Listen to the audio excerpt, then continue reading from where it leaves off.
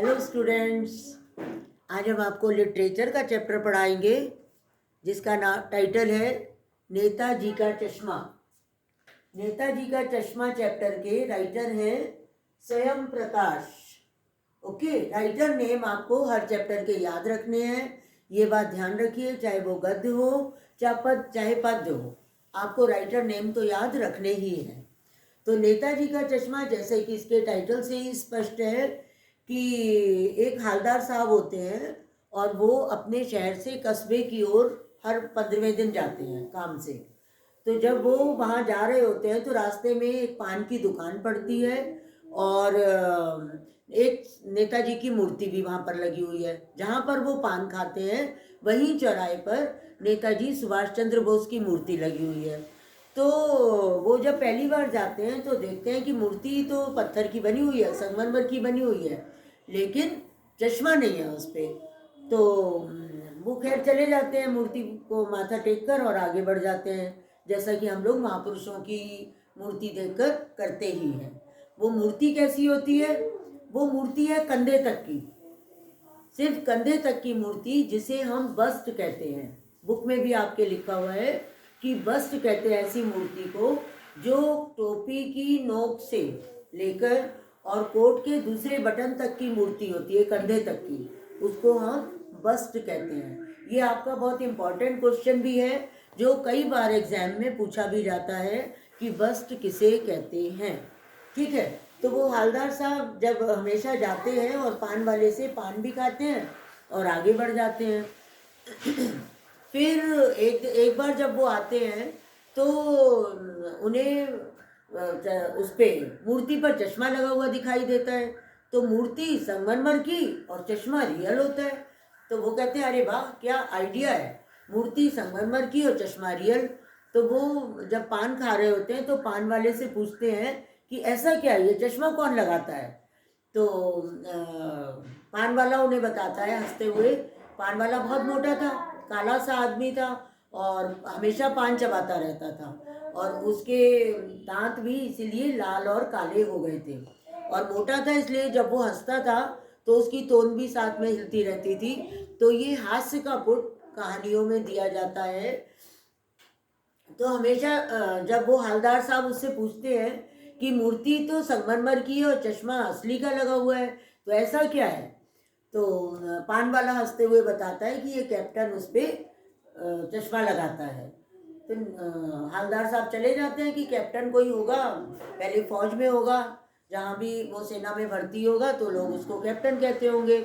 उन्होंने अपने मन में उसकी इस प्रकार की छवि बना ली थी कि कैप्टन जनरली मोटे तगड़े लंबे ऊंचे होते हैं, तो उन्होंने अपने मन में उनका एक चित्र अंकित कर लिया था।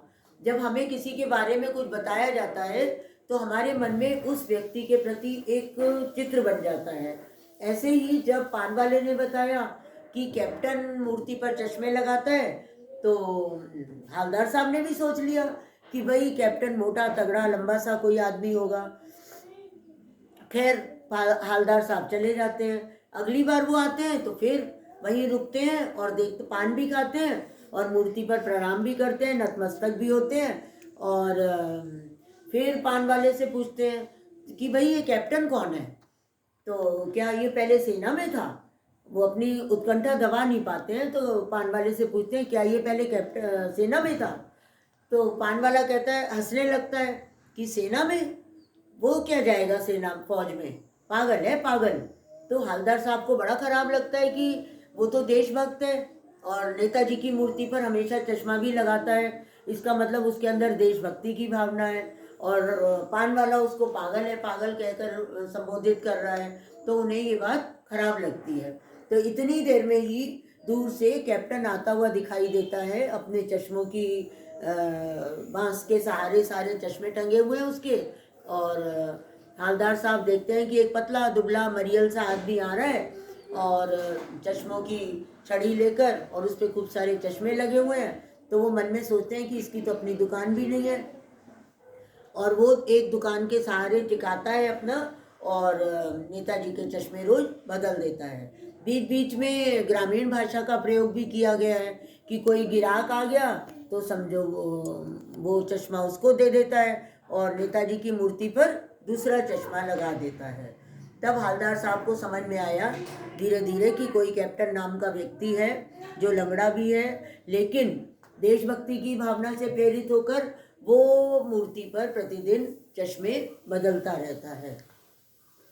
तो वो बहुत प्रसन्न होते हैं, लेकिन एक बार आते हैं तो मूर्ति पर चश्मा नहीं होता है, तो वो एकदम ठिठक जाते हैं। जैसे ही गाड़ी रुकती है, पान खाने लगते हैं, तो पूछते हैं कि आज मूर्ति पर चश्मा नहीं है। तो पान वाला थोड़ा विचार मग्न हो जाता है और उसके भावुक सा हो उठता है और भावुक होते हुए बताता है कि साहब कैप्टन मर गया। तो ये सुनते ही हवलदार साहब भी भावुक हो जाते हैं कि ऐसा कैसे हो गया, इसीलिए मूर्ति पर चश्मा नहीं है। तो खैर चले जाते हैं। नेक्स्ट टाइम जब वो दोबारा आते हैं तो अपने ड्राइवर को कहते हैं कि मूर्ति पर चश्मा मत लगाना, मूर्ति पर चश्मा नहीं होगा, इसीलिए वहाँ पर तुम गाड़ी मत रोकना। तो ड्राइवर सोचता है ठीक है, वो नहीं रोकता वहाँ पर गाड़ी और स्पीड में वहाँ से चलने लगता है। लेकिन अचानक ही जोर से चीखते हैं गाड़ी रोको। तो ड्राइवर एकदम से पका के गाड़ी रोक देता है और वो जब रुकते हैं वहाँ पर तो देखते हैं कि बच्चों ने सरकंडे का चश्मा नेताजी की आंखों पर लगा रखा है। खेल खेल में जो बच्चे चश्मा लगाते हैं वो बना रखा है। तो बहुत प्रसन्न होते हैं और उन्हें ये लगता है कि अभी भी हमारे देश में बच्चों में भी देशभक्तों के प्रति देशभक्ति की भावना जागृत है, देशभक्ति की भावना कम नहीं हुई है और साथ साथ पान वाले की भावुकता का भी उन्हें ज्ञान होता है।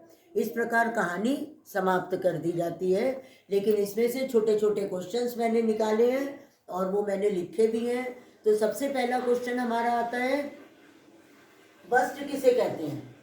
देखिए, इस क्वेश्चन को मैं बार बार रिपीट इसलिए कर रही हूँ ताकि आप लोग भी बार बार सुनो और आपको याद भी रहे। ये बोर्ड से बहुत बार पूछा जाता है। टोपी की नोक से कोट के दूसरे बटन तक 2 फुट ऊंची कंधे तक की मूर्ति को हम बस्ट कहते हैं। ठीक है, ये पूरा आंसर आपको अच्छे से लिखना होगा जब भी ये आता है। तो नेताजी का पूरा नाम बताओ। सुभाष चंद्र बोस, है ना। ये हमने पद परिचय में भी आपको बताया था। नेताजी कौन सी संज्ञा है? व्यक्तिवाचक संज्ञा।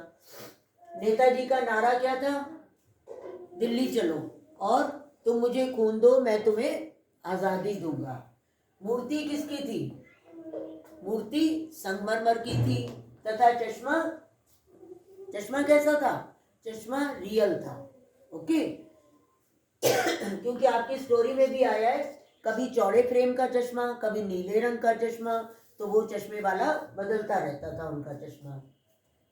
हवलदार साहब कितने दिन में कंपनी के काम से बाहर जाते थे? हवलदार साहब हर 15वें दिन कंपनी के काम से बाहर जाते थे। हवलदार साहब की क्या आदत पड़ गई थी? हवलदार साहब की आदत ये पड़ गई थी कि वो रास्ते में जब कस्बे से होकर गुजरते थे तो वहाँ पर पान वाले से पान खाते थे और नेताजी की मूर्ति पर श्रद्धा सुमन अर्पित करते थे। सेनानी न होते हुए भी चश्मे वाले को लोग कैप्टन क्यों कहते थे?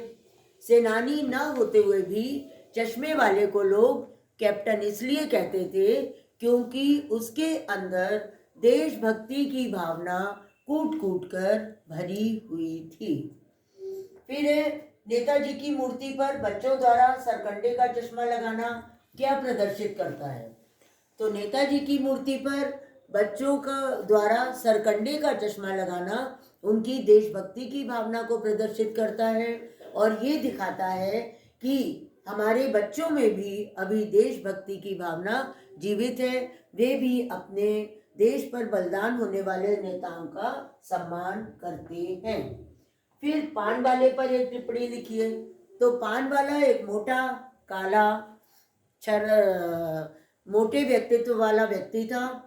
वो हर समय पान खाता रहता था, इसीलिए उसके दांत काले और लाल से हमेशा दिखते थे और जब वो हंसता था तो उसकी तोंद भी थिरकती थी क्योंकि वो इतना अधिक मोटा था।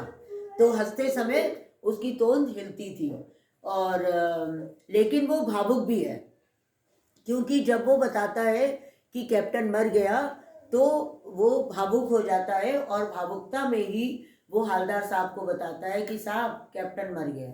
ओके, इस प्रकार उसकी भावुकता वाली भावना भी हमें दृष्टिगोचर होती है।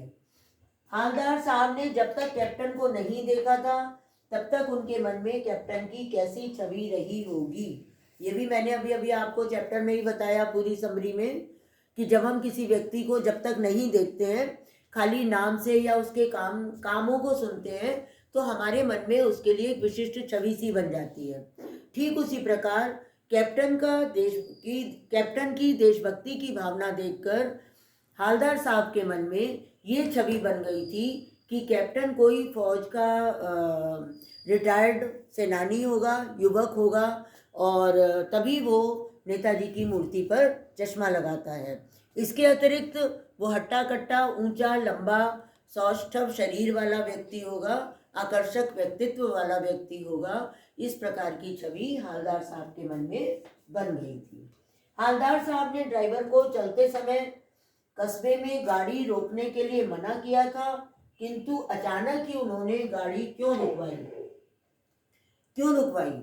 क्योंकि चलते समय तो उन्होंने गाड़ी रोकने के लिए मना किया था, क्योंकि उन्हें पता लग गया था कि कैप्टन की मृत्यु हो चुकी है। अतः उन्होंने सोचा कि अब नेताजी की मूर्ति पर चश्मा नहीं लगा होगा, इसीलिए वो वहाँ नहीं रुकना चाहते थे। लेकिन अचानक ही उन्होंने ड्राइवर को जोर से ब्रेक लगाने को कहा, ये देखकर कि नेताजी की मूर्ति पर बच्चों ने सरकंडे का चश्मा लगाया हुआ है। इससे उन्हें अपने देश के बच्चों की देशभक्ति की भावना दिखाई दी। लास्ट क्वेश्चन हमारा है वह लंगड़ा क्या जाएगा फौज में, किसका कथन है? ये पान वाले का कथन है। कैसी भावना को व्यक्त करता है? वो उसकी मजाक बना रहा है, क्योंकि वो कैप्टन को अच्छी तरह जानता था, भली भांति जानता था, और उसे पता था कि वो दुबला पतला मरियल से व्यक्तित्व वाला व्यक्ति है। अतः उसने हालदार साहब के पूछने पर बताया कि वो लंगड़ा क्या जाएगा फौज में, अर्थात वो तो लंगड़ा है, फौज में उसका क्या काम, अर्थात वो फौज में नहीं गया है, वो एक सामान्य सा व्यक्ति है। ओके, तो ये चैप्टर हम यहीं समाप्त करते हैं। आशा है आप सबको समझ में आया होगा। अगर आपको कोई प्रॉब्लम होती है तो चैट बॉक्स में ज़रूर शेयर करिएगा। चैनल को देखते रहिए, सब्सक्राइब करते रहिए। अगला चैप्टर जल्दी ही आपके सामने आएगा। धन्यवाद।